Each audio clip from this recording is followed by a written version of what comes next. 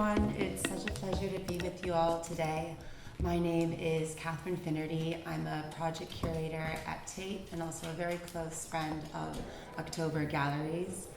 I'm here with Alexis Peskine, who is an incredible artist exhibiting both at the 154 Fair. He has 3 artworks on the West Wing and October Gallery stand, but also has a solo exhibition, Forest Figures, that just opened this week at October Gallery. So I encourage anyone who wasn't there yesterday for the opening to come anytime in the next month.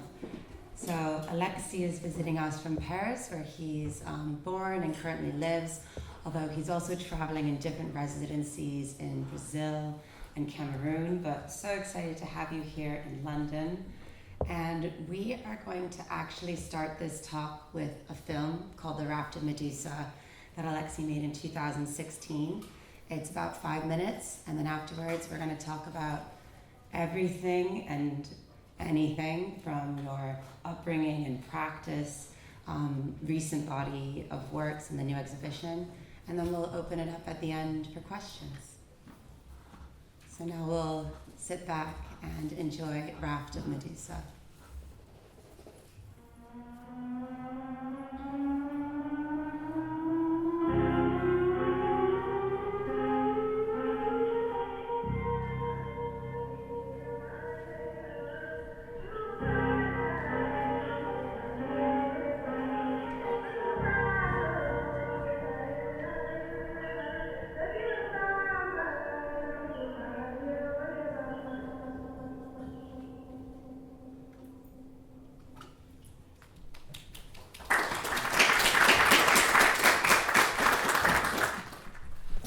Alexis and I were really looking forward to starting our talk with the video. You shared it with me earlier this week when we were at the fair, and it can be quite an exciting, frenzied week here in London for Frieze, and this just really transported me to a different place. So I was very excited to share it with everyone here. And maybe we could talk a little bit more about the film before we go into discussing your other work, even though you're especially known for your iconic wooden nail portraits. Your practice also encapsulates photography, film, sculpture, and Raft of Medusa being inspired by the iconic French Romantic painting by Theodore Giraud. Be interesting to know the inspiration behind that work. First of all, thanks all for coming and being interested in my work. Thank you. Thanks October. Thanks 154.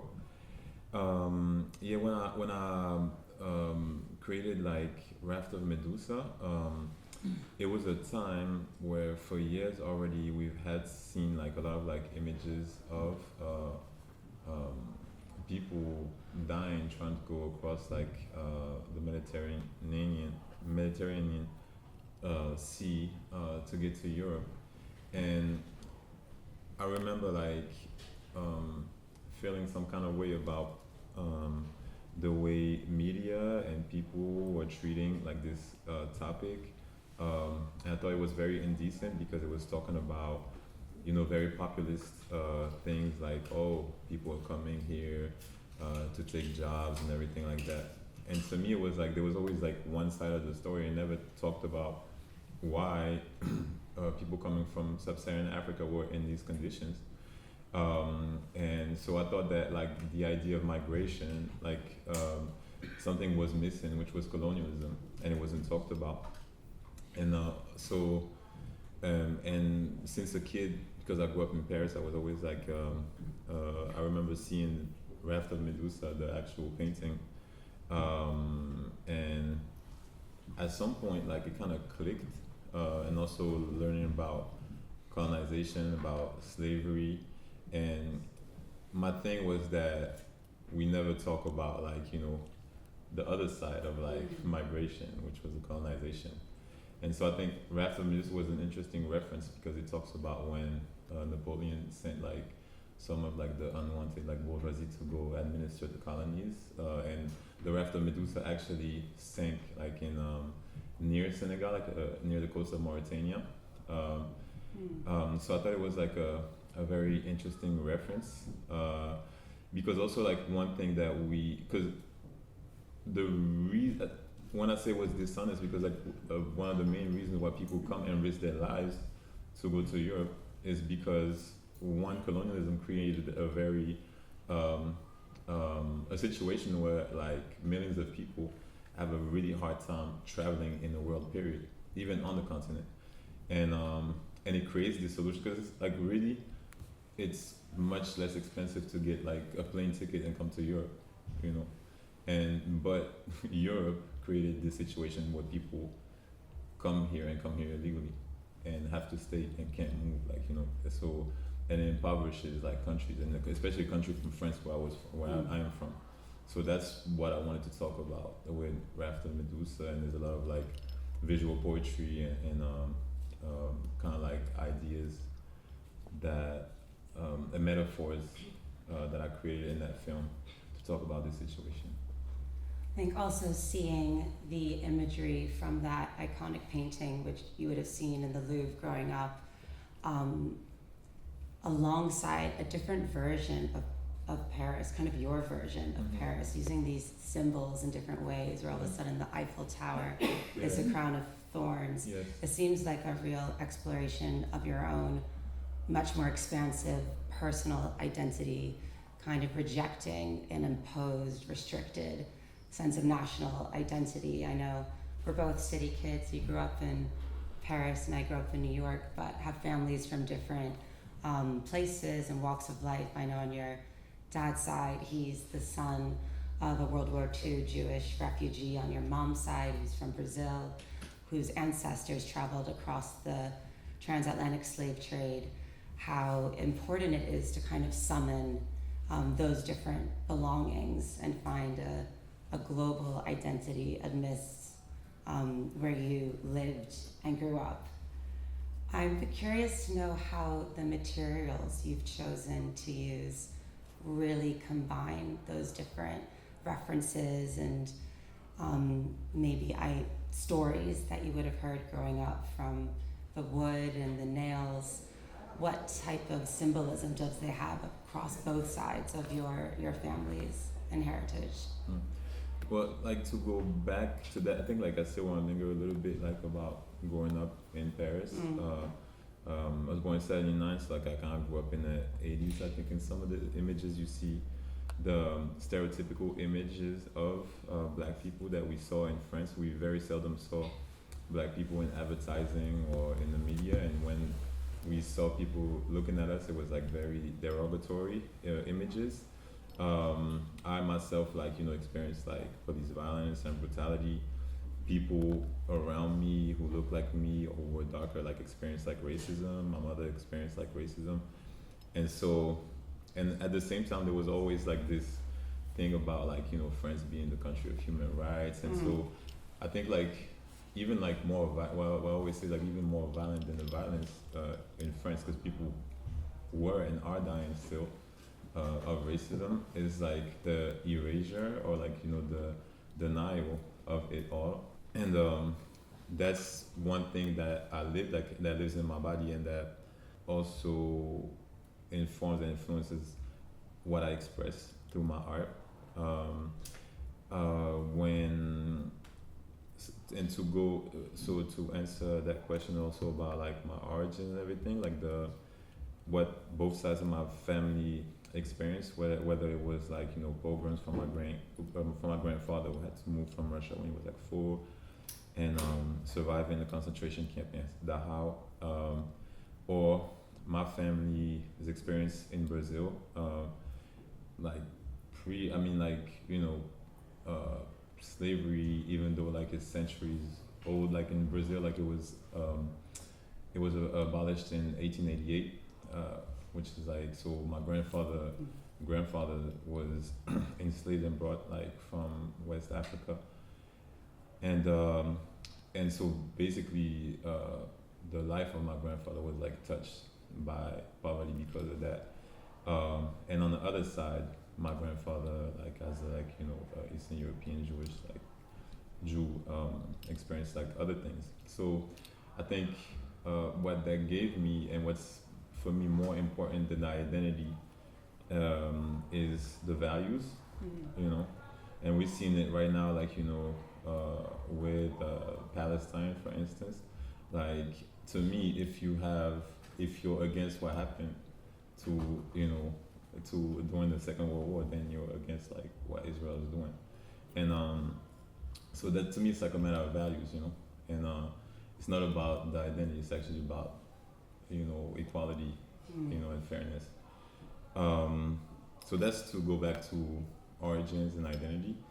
And I forgot like where you wanted to go. It's a perfect segue. I think Yeah. this idea of humanity and what connects us all is such a strong aspect, of course, of how you grew up, but also of your work, and how, whilst acknowledging darker histories and truth of the past and what brought us all here today, there's also a sense of interconnectivity and hope. So I was wondering about the materials that Yes. comprise your visual aesthetic, which are so strong, in particular wood and nails, but also expanding to plants and shells. Maybe starting with the wood and the nails, what brought you to use those materials in such a specific way? I'm sure there are lots of examples you see behind us over the years that you've become so well known for. So, well, I went to Howard University in Washington, D.C. I used to actually play basketball and got me a scholarship to go play in high school and then in college in the United States. And my family was always like everybody in my family is like into arts, like, you know, whether it's music or visual arts, like all of my brothers are artists. And so when I went to Howard, I also majored, when I had to find a major, I think I started with fashion merchandising. I've always been interested in fashion. That's actually the thanks. But even like Rafter Medusa, like my photo work, like I actually create the costumes, but using material that helps convey the metaphors that I want to bring up. Like the small Eiffel Towers, for instance. And the Ghana Musco bag outfits. Exactly. But so I think when I majored for like fashion merchandising, it was too much like business and like math classes. So then like I went to painting to not have math classes, and I minored in photography as well. So when one of my teachers, so when I was at Howard, like I've always like a very graphic, bold aesthetic.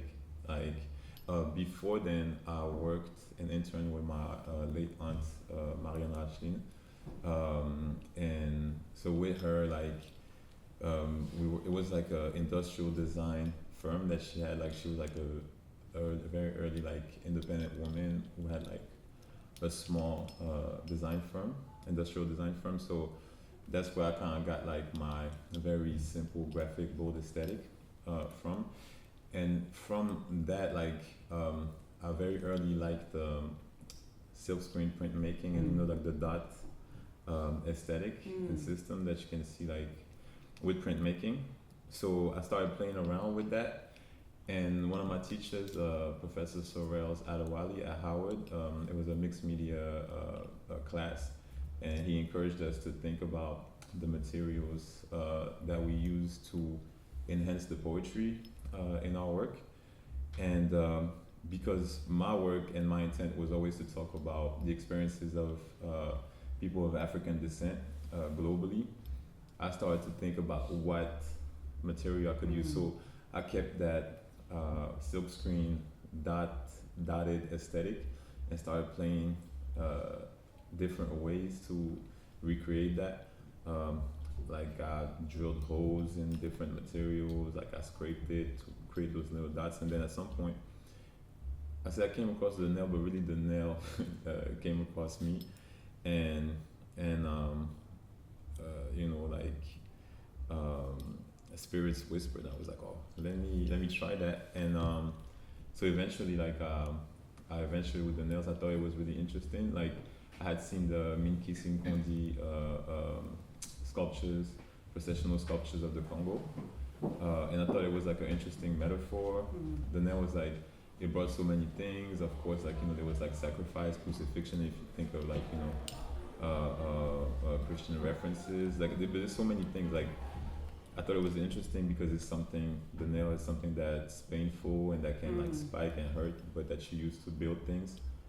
So anyway, I tried it, and it's funny because like when you get an idea, and it's like in your brain, you're like, okay, let me try this, but you don't know if it's gonna work or not, and then there's this magical moment where like it actually works. And the first time I made my first power figure, a nail piece, and like at first I was like, oh, it doesn't really work, you don't really see. And then I put it like far, and then like I stepped back and was like, oh wow. And yeah, it's part of like those magical moments. And that was like actually my first nail piece was like 20 years ago. Wow. 2004, yeah. So, and from that magic moment, I had invented like this visual idiom that I'm still, that's still working with, and that talks about the Black experience on a global level, to the service of us and our ancestors. So, yeah, that's like to answer the question of materiality. But I'm always very interested in what I can. What materials I can use to talk. I stained the wood with earlier on, like my first show at October Gallery. I stained the wood with earth and coffee, which was interesting because coffee talks about, to me, exploitation of like human capitalism and like slavery, especially if you reference Brazil, where my family's from, and coffee, and then I use like other things like hibiscus, and like you were saying in my last exhibition that's actually currently shown at October Gallery that opened last night, I'm using like a lot of leaves because this exhibition is more about healing and about spirituality, and I borrowed a lot from like Afro-Brazilian spirituality and like my roots and what I actually practice like in my personal life. So there's a lot of like natural elements that I use in this exhibition, but they're all like serving as metaphors for how I feel and what I want to express. I think the materials you use have such an incredible energy. They welcome you closer.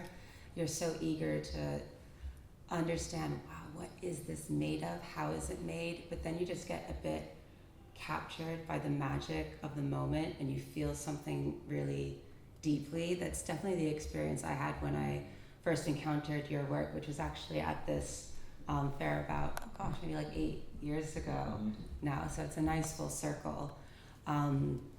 The Minkisi, the Congolese Nkisi and Kondi, I think there was an image that's been going around of one of the earlier works. There was one at the Met Museum that I used to really love constantly revisiting growing up, because it just had so much power in the space, and learning more about how priests have an intention and then put this nail into the object, and they become these like magical holders of spirits and protection. As you said, this duality of violence and potential harm with also protection and power. So I really immediately made that connection to your work and felt that intense energy exchange. It draws you in closer, and then you move around it. And then you also realize this is a portrait of sorts. So this more expansive spiritual experience you have also becomes very intimate. So I'd love to know a bit more also about the individuals that you're depicting, who they are, the process of working with them, leading up to the final work that we get to experience. So there's two things like that I have to come back to, like the portrait word, and it was and also like the Minkisi Kondi. So I actually did a residency at Ella in Luanda in Angola, which I mean Congo and Angola is like used to be like the Congo Empire and the Congo Kingdom. And one thing, like when I was asking questions around, like talking to artists about like the Minkisi, when I wanted to know a little bit more, and that I came to understand is that really like even all these objects that we get in all these like European and Western museums that were stolen through colonization, slavery, everything, especially colonization and colonialism, they are processional like art, and so like often like we linger and like to the symbol, to the object and so. But one thing that like I learned from contemporary Congolese artists and people in the Congo and artisans making those pieces, that it's actually you know because of colonialism and the interruption, we linger on to those objects that we think as like art objects that were made before that interruption, but they always evolve, and spirituality evolves, and it's more like of the intention that you put. Like it could be a minkisi, but it could be anything. It's really about the power that you give and the connection that you create with the spirit world and with your intentions when you create the work. So it could be anything. It could be a bottle, it could be anything. So that was like one thing. And the other thing about the portraits is like my work do look like portraits, but in the definition of portrait, I feel like a portrait is like a depiction of someone that exists as such, with an identity or whatever. Like somebody does a portrait of me, it's like a portrait of Alexis Peskine. But in my work, yes, I'm an artist, but I'm a vessel to a greater desire and aspiration of abundance for people of African descent, for us, and it's also like an homage to our ancestors, and so it looks like as portraits, but they're not portraits. Like, and me, I look like an artist, but I'm also a vessel. Like a lot of the stuff is whispered from the spiritual world, from our ancestors, and yeah, I mean I still have credit for creating this, but the same way the people who I photograph and who are in his works are also vessels for that, I think, common aspiration and homage to us, and also like like the need to show us in that light as well. I don't know, but it's like, so I think it's larger than portraits. One thing that I do keep from the people that I photograph is generally like their language, whether it's like their mother or their father's language, and keep the title in their languages. So like I often don't remember the titles because like there's as many titles as there are nationalities or identities, So I have titles in Wolof, in Lingala, and like in Creole, in Portuguese sometimes, or Yoruba. It really changes. But that's one thing that I keep from the sitter. But generally, like, it's bigger than all of us. Yeah, it I think really encapsulates that idea of a portal. It might start from something very intimate and individual. It might have the visage of a person and in the language that they speak in the title, but then it summons all their ancestors or beliefs or general ideas, and thus it brings out something different in everyone. One of the artworks upstairs is of a friend of mine, Bryce, and I was just staring at it and getting really emotional. And I was like, wait a second, I know who this is. He's an amazing art curator in Cameroon who just started Beau Gallery. But it wasn't him, it was kind of everyone. It was me, and it had just a very powerful energy exchange in space, and I was just standing in front of it for way longer than I might normally do in a busy but exciting place like 154.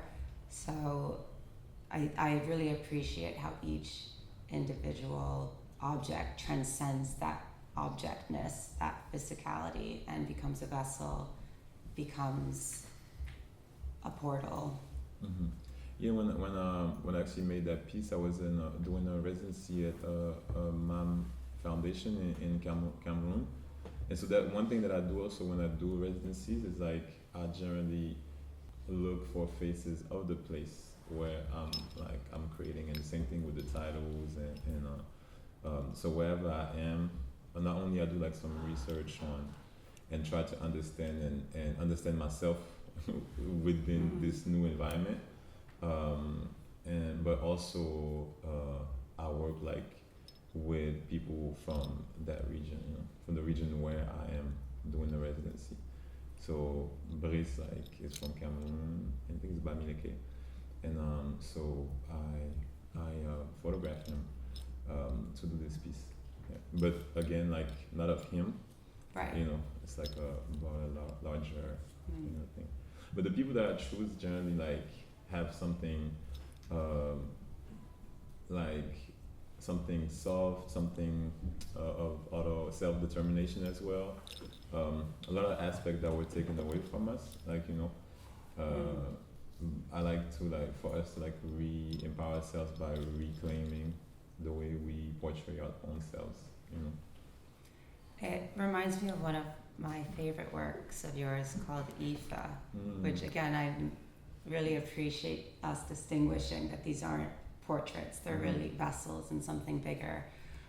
That work is in your own physical image and is accompanied by an oval writing piece. I saw this work last year at the Fitzwilliam Museum in Cambridge for the exhibition Black Atlantic Power, People, Resistance. I think it was towards the very end, if I remember. So it was exploring the Fitzwilliams collection, I think finally encountering and just holding up a mirror to its darker history and the university's relationship to slavery, and then also having a dialogue with those objects that have been in the collection for a while with contemporary work and artists that had a chance to really activate different stories, subvert narratives that would have been repressed in the past. And I had studied abroad there and never really learned that type of art history. It was always just trying to find ways to break out of the canon myself with my friends. And I was really emotionally overwhelmed seeing that show and seeing that work in the Fitzwilliam, and it made me very hopeful that a decade later, something I never would have imagined was there and really changing this narrative. I'd love to know a little bit more about that piece. It is in the slideshow, so you may have noticed it one or two times. And what were you asked to contribute that work? Did you think this would be the right fit for this group museum show? I have made this work before, and again, so it's like same thing. Like it's not a self-portrait. Right. It's just, but I wanted to inspire myself within the collective of people of power figures, amongst the other people who are depicted in my works, and so I was invited to show this work at the Fitzwilliam, and somebody that works at the gallery, Oliver, told me, okay, I need to tell you before you accept or whatever, that he told me about the history of the Fitzwilliam and of Cambridge University in general, and how it got its fundings, how the founders got basically to be their wealth off of slavery and the slave trade, as well investing in the slave trade, and at that time I was reading this really great book called Black and British by David Olusoga that I really recommend. And I remember looking at how there's a lot of things that kind of came together, how in that book I found out that a lot of business from the slave trade coming from Britain sent a lot of our ancestors to Brazil as well. Also at the same time I went back and spoke to my late aunt, so before she passed, who told me about my grandfather's story, which later gave birth to the piece that's right now showing at October Gallery. And basically, I was like left with a choice to either not show there, or if I was going to show anything, to me, I had to say something. And it's actually like quite interesting and difficult as like black artists, artists of African descent to navigate into a world where we express ourselves on things that are very visceral. At the same time, it's art, so there's always like an entertaining thing, but like sometimes you're talking about like really serious stuff that's like very dear to you. So it's like, how do I show my work and like in this institution, like really like, but like without dancing, like, you know. So to me it was, and actually I had to fight quite like a lot of back and forth to impose the text.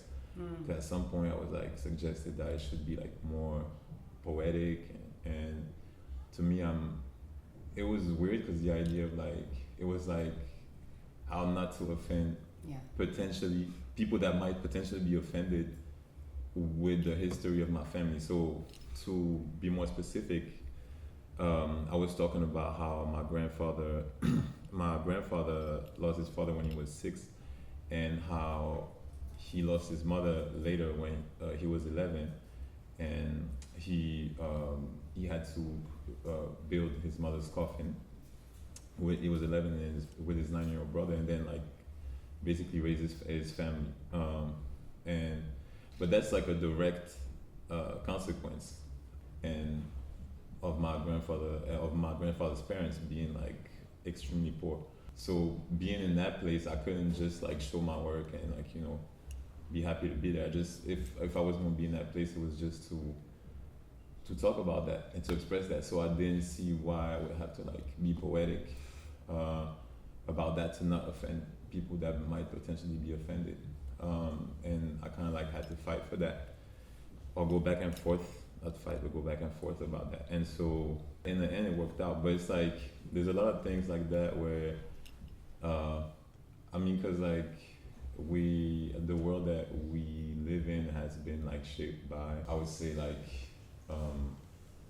the later slavery as we know it, the racialized slavery, and by colonialism that created certain power dynamics. So we have to like navigate through like certain lines that are like quite complex. There's a lot of like situation of like tension between expression and where we want to express ourselves, like because like a lot of like the institutions where we exhibit or that have the means to show art in general started from like problematic beginnings.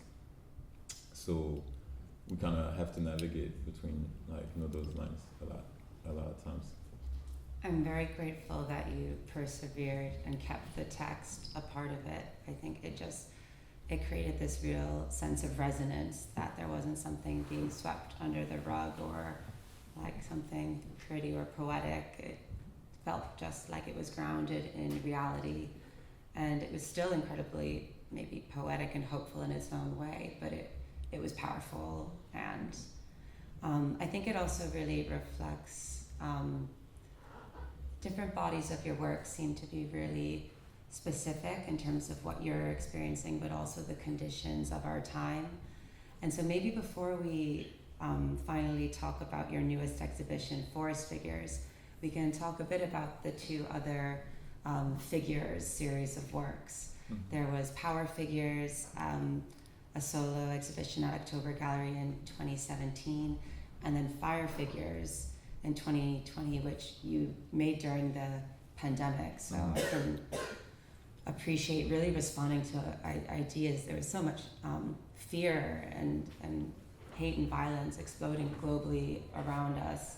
And now Forest Figures, which I'm still holding in my heart, having been there last night, is quite transcendent and spiritual and hopeful. So before we talk about the new exhibition, maybe we could travel back in time a bit and talk about these different figures series and how they respond to the specific times where you were making them. Power figures come from like, I mean, every time I create like bodies of work around like nail pieces, from the beginning of them, like in the beginning when I was in the United States, like I had the desire to create a bridge between the Black American experiences and the experiences that I knew, which was like, you know, Afro-European experiences and Afro-Brazilian experiences. So way later, fast forward to like Power Figures, my first solo show at October Gallery. It was about like a need for protection, because like as I said, those are like things that we live in our bodies, like that we continue to live, and power figures is like a need for protection. So that's why I use the Minki Sinkondi, which are protective figures, power figures, and then and so with power figures I used, as I said, like earth and coffee as reference to history, but earth also has like there's so many metaphors with earth, like whether it's like processional and ritualistic, but then also you have the idea of displacement, like, you know, and so that was that for power figures. For fire figures, as you said, it was 2020. I'm careful when I say like it was the George Floyd era, but it's not like it was new. Like I said, this was things that I lived personally in my body, like since I was a teenager, like very early in my life, 11, 12, like getting harassed by police, me and my brother, people around us, people around me, like so. But when you kind of like have a lifetime of that, even when it doesn't happen to you anymore, and like you see it like continuously happening, it still like triggers you, and you basically at some point you know it's never stopping, and like at different points in history there's been like, you know, riots in different places. You know, we talk about like it never stopped, like so could be like 91 Rodney King, could be like, you know, 2005 in Paris, it could be in Brazil, it could be George Floyd. But during that era we was like, there was COVID and we were all like confined and locked in our homes, and so the violence like became even more like we had to like watch it like from our cell phones, and it was like I think like things kind of exploded. There was like in Paris there was Assa Traoré fighting for like justice for her brother who has been killed 8 years ago, and still like I think they didn't try the policeman, but like they harassed her, they jailed another of their brothers, so it never stops. And at that point it was the revolt, like it was like fiery. So the title stemmed from like many things, just like The Fire Next Time by Baldwin, like, you know, and my first show being Power Figures, the sequel was like Fire Figures, that's where we was, like, you know. And then but you know, like a lifetime of being in that in resistance, and like it's like very tiring. And at some point like and then like so after 2020 I did this residency in Cameroon in 2022, which was like I was around nature, and I started like doing like a lot of readings about like more traditional like medicine, healing, about I even read this book about like pygmy philosophy, because I was in this environment in Cameroon, and then I also like almost died around that time, so there was kind of like a rebirth, and I met like also Zana, like who like influenced me like a lot of like pushing further like thoughts about spirituality. My mom grew up in Candomblé spirituality, which is an Afro-Brazilian spirituality stemming from like Yoruba or Vodun tradition, and she couldn't have children at some point, but she went to see a Paiji Santu and who gave her like offerings to make, and that's how I was born, and all of my brothers were born after me because I was the firstborn. but later I don't know to what trauma, but she became like atheist. So I kind of grew up in that, and but later, and especially after that happening, I came back to like basically like I was like summoned, you know, to go back to the spirituality and to so I went back to seeing like descendants and going to terreiros, and yeah, like and forest figures is more about healing. It's more about like our relationship with nature. As you said, like I grew up as a city boy, and so it's more like a quest for understanding not just humanity but like the universe. And what's interesting with forest figures is like compared to the other exhibitions is that it really centers us. So it comes from our ways of like doing things, our traditions, our medicinal traditions, and about like finding peace in general. Yeah, I don't know like if it really like answers, but that's kind of like where forest figures is going, and from like it's pretty much like an extension of like what I'm applying in my life right now as well, you know, like, and yeah, I'm just sharing that through my work. Yeah. Experiencing it yesterday for the opening with so many friends, there was a sense of like a transcendent gathering. I think especially in these times where there's an inundation of fear and death, and wanting to highlight differences in a world where we're all human, but then also thinking about humans' connection to nature, and environmental sustainability. It felt like a gift. It felt like a sense of interconnectivity, a portal into the past where herbs and plants are a lifeline and something that can continue to grow. And then, of course, discovering the materials that you use, actually using some of these different herbs like basil and mint and moringa, and then also plants like eucalyptus.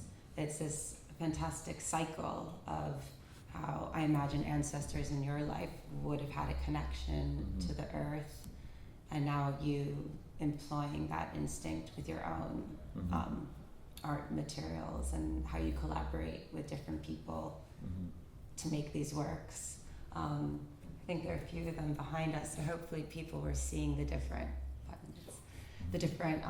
colors and pigments. I encourage everyone to see them for yourself, because they're really different works, and they bring you so much closer to the surface, and then deeper into other worlds completely. We could open it up to questions if that sounds good. I could keep talking about forest figures forever because I was just there and I'm still thinking about it, but if there's some questions, we can absolutely take 5 minutes now. I'm sure Alexi and I will also be very happy to talk to anyone. I know Alexi's always getting in conversations left, right, and center with people after the more formal talk, but if anyone has a question now, we will invite you. And actually, I grew up in Washington, D.C., so shout out to right down the street from Howard University. Oh, you know. I think my question is really about, in your time in America, what connections did you make, like on a diasporic level, from Black Americans, Black British, French Black people? What connections did you make and inspire your work, or did you feel anything in any of those experiences to inspire some of your work? I think it came before even like my passage in America, because like I was saying earlier, like in Europe, I think like a lot of like Afro-Europeans, Black people living in Europe can like testify to that, but like there weren't any images or positive images of us. So like a lot of like, unfortunately, like today, like it's Bill Cosby, but the Cosby Show, for instance, was one of the first positive images of like black people maybe from middle class, like or people that look like us, that weren't like either criminals or like being like symbols on TV or anything. So that was from that, and even like through hip hop, through music, that's like we were seeing, and black people in France like were seeing other black people expressing pretty much like adjacent like questions, because it was like during the 90s, the early 90s, like you had like a lot of conscious like hip hop and like Public Enemy and things like that, a little bit before like the like gangster rap. And so actually a lot of people, a lot of rappers like resonated through that experience. So that was before I even went to the States. And so like I was very fascinated like with Black American culture way before I went to America. And then like playing basketball, going to high school in Atlanta and Decatur, where it's greater, like in Chicago, and then being in DC, in Washington, DC, where it was Chocolate City. Yeah. Before, like now today it's like Latte City, maybe it's very gentrified, but like, you know, but yeah, it was like, so it was really interesting, and speaking to, and being at Howard actually was really great because I came like, I was in an environment, first of all, that was like very vibrant culturally, but like where you had black people from like all walks of life from all around America, from different cities in America, but also from Nigeria, and you have like a couple like Afropeans, like Caribbean. So and it was like black people doing everything. You had people like skaters, like black skaters, black. So it was like so different from like just seeing like the stereotypes that were like tagged to us through the media and stuff. You had like people like pastors' children, and like very conservative blacks, and like people that was like very more like on the left side. So that experience like was very enriching and beautiful, because like also I think like another aspect of like being African descent is the culture, is the beauty of is what we create, and being at Howard was like so vibrant, man. Like I've like never experienced anything like that. I mean, I experienced like levels of that, like being in Brazil and stuff, but it's like that environment is like, it's different. It's very interesting. Also, for me as an artist, to see other artists that were of African descent was really great. Howard or the United States, where I learned about negritude, where I grew up in France, but we weren't taught that in school. So that was, I think that was like important. I think I don't know if it answers your question, but like as far as being in the US, is the organization of black people, and of course like blackness is different everywhere. So in the States it would be like the rule is like the one drop rule, which makes like every black people what I guess like a certain way, which is different if you go to different places in the world.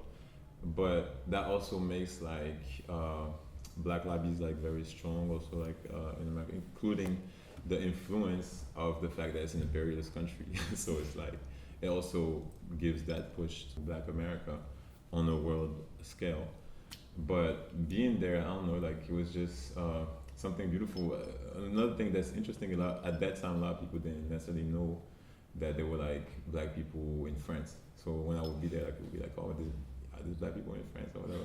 We pretty much got the highest population. But then also I understood, because through cinema, like we were excluded of being in media and cinema and stuff. So it's normal that also people didn't necessarily think black people when they thought about France. Even in places like Brazil, where it's like one of the blackest places on earth, we're also not very represented in cinema and in in the media in general. So it's understandable as well. But that's what kind of pushed me early to trying to like create bridges, Pan-African bridges. And that's one thing that like Howard taught me actually, is like really to this idea of like service to your community in general, where like even on a global level. To me, was really important. I saw it's kind of leading off of what you said already, but I just wanted to kind of go a bit more deeper, maybe just in terms of just understanding yourself, like within art, like what drew that out more, would you say, in your journey in doing what you've been doing? Like where have you felt like, oh, if it wasn't for that stage of my life, I don't know if I would be as deep in what I'm doing. Like where do you feel like you've gained the most inspiration I mean, on the journey? I think all of them, it was needed for me to become who I am right now and what I did. Like, I think for feeling emboldened and empowered, like I was saying, the Howard University in experience was important. But also, I think later, like in my 30s, traveling through the continent was very important because like I'm trying to do like all 54 countries before I'm 50. So like I've been like extensively going and learning about history of the world pretty much, but through the continent. There's my early years were very important because it also made me who I am, how I think. I think like they're all really, really formative and important. And like when people ask you like, oh, what would you change if you saw yourself? Like I think like I'm actually always scared of that question because like I know that any little thing that you change like might have got me away from something or from an experience or like from a downfall that influenced me to do something else. So I think they all, to answer your question, like I think they're all very important, the good and the bad, and then they make my work what it is today. So I am also from France, and I share part of the experiences that you described earlier. And I also do agree that it's a place where representation has been missing for a very long time, with Black populations being invisible, but also invisible to each other eventually, Yes. not just to the dominant.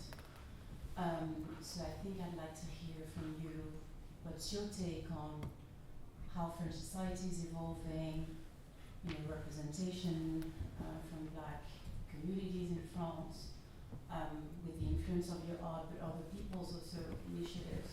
So I'd just like to hear, you shared experiences from your early years and childhood. Now, 30 years later, what do you think?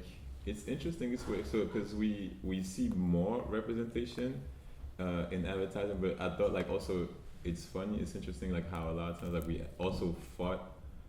Like I was thinking about that not too long ago, how we fought to be in advertising. So basically, we fought also for people to sell us, for allowing people to sell us things, you know what I'm saying, and to entice us into buying their product. And basically, is colonization. The French colonization is very like cerebral, like in a way, like it really divided us, So there's a word called communitarism that you pretty much like doesn't exist in any other language, and that's always very hard to explain to anybody else that's not French. It's that's I think like one of the best example of like French like brainwashing that's used basically to point the finger at non-white people who get together to organize as a community or to do something or to rise up after, but they don't say after having been discriminated against. So it's a word that's always used against North Africans, like blacks, but it never described white people. And where in fact like in France are the biggest communitarists, if you really think about it. The communitarism basically is a word that I think came up like probably like in the 2000s, and it pointed the fingers at people who were mostly black or like North Africans, or maybe even Asians, who were not mixing with the rest of the people or something, because there's like this whole fantasy in France about like it being like a colorless like society, like a non-discriminative society. And so there's this great kind of like Anglo-Saxon or American danger of staying within your communities and not mixing within this like so-called like idealist like plural society, which really doesn't exist in France, because like in fact it's very discriminative. There's a lot of discrimination and injustices and racial injustices.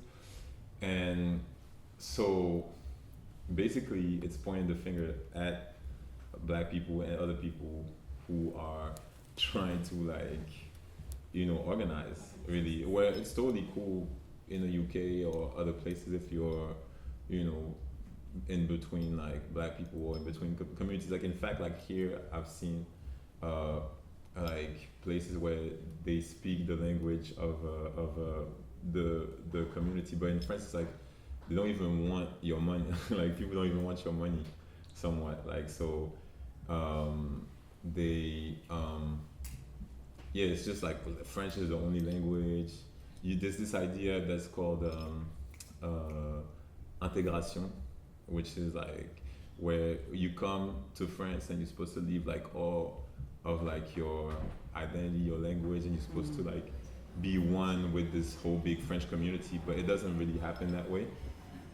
And so yeah, I don't know if really answers your question, but that's I think one of the main particularities of France is like the denial of its own violence and how it's evolving. I see like people pushing, but for me it's so frustrating because like it's like it doesn't really evolve. Like there's more and more people trying to push like evolution, positive evolution that's more inclusive of everyone, but there's a real like resistance to it. So you do see more black faces in advertising or like non-white faces in advertising everywhere, but also like there's still that like racial violence, that police brutality, and like that conservatism that protects racism and white supremacy, so that's pretty much how I would answer that. Like we're evolving in this like big capitalistic like society where now we are touching different communities with advertising or to make money to take their money, but like we're not really evolving positively as like to include us in positions of power or like yeah. Yes. You're talking about language and society. Mm-hmm. You're saying in France it's not really encouraged for you for your cultural differences to be recognised. It's seen as divisive. Would you say that museums and galleries kind of, does it seem hypocritical, would you say? Are you pleased with the way you're represented in galleries and museums, considering kind of the current tensions that are going on at the moment? In France? Yeah. I'm trying to understand exactly the question. So if you currently the tensions that are going on, do you feel that you're being represented well by galleries in France at the moment in terms of black art and African art, or do you find it still a contradiction? I think it's still a contradiction. Like there was to me like a good example of that was this show called that was curated like by a Black American woman, Le Modèle Noir, who was at the Met actually. I forgot her name. And so we had the show in Paris at the Musée d'Orsay. And so it was about the representation of black people in romantic and like paintings like in France and stuff. So on one end it was very objectifying because you saw like a lot of like the violence and like servitude of servile representation of black people in the 19th in 18th centuries and maybe 17th centuries, but there wasn't like really like a contemporary response to that.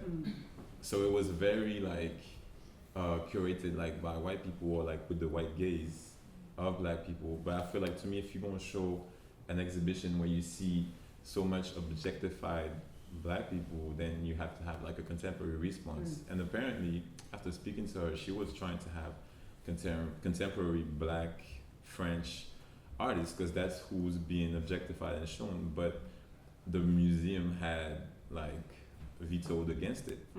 So that's like one of the examples of how it's hard to actually have like your parole, your voice heard on a contemporary like level in France, like from the points of view of like black French people.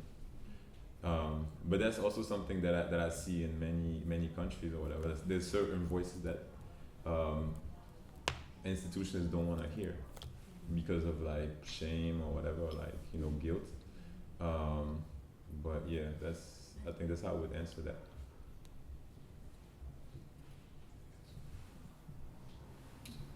Yeah, that was one of the aspects of the exhibition I was referencing. Not to say that British museum institutions don't also have lots of hurdles and aspects that are repressive, but having your voice amongst this amazing but very contested collection put it into this contemporary perspective and just gave it such a better sense of agency and future.